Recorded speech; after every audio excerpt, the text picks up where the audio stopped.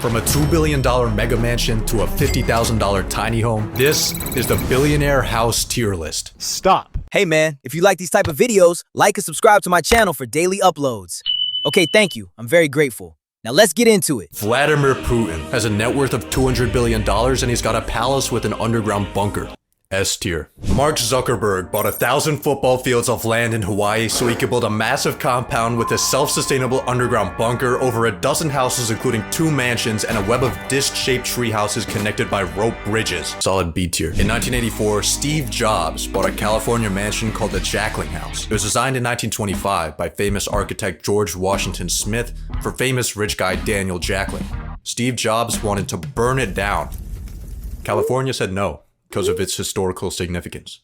Steve Jobs really wanted to burn it down. He went on record calling the house a dump. He said Jackling had no taste and that George Washington Smith was a nobody. He then abandoned the house and let it rot for 10 years. The house became such a mess that he was finally given permission to destroy it.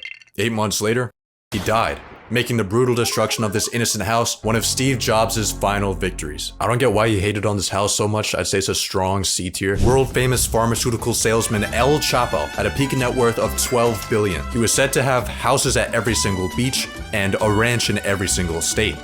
He also had the government looking for him at every single state. So rather than living in his luxurious mansions, he was forced to stay in discreet safe houses to avoid the law. These unassuming homes had hidden escape routes, connecting Chapo to a network of underground tunnels that allowed him to escape capture and keep his drug empire running. This man was a Harriet Tubman of crack. Solid F tier. Donald Trump's official residence is a 17-acre Florida resort called Mar-a-Lago. After buying it in 1985, Donald made a few changes. In his yard, he put an 80-foot tall American flag. In his bathroom, he added a few classified documents from the White House. But the biggest change he made was turning the property into an exclusive club. For a $200,000 entry fee, you could become a Mar-a-Lago member and hang out with rich people, like Jeffrey Epstein. He was a member of Trump's club until 2007, when he got kicked out for hitting on a teenager.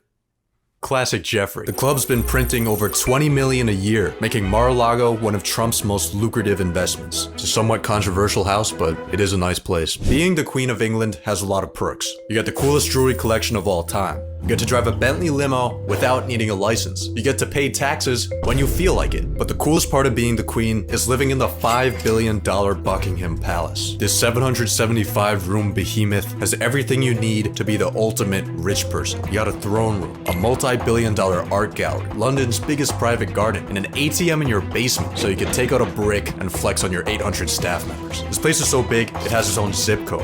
I think I'm too poor to even be looking at this house. Larry Page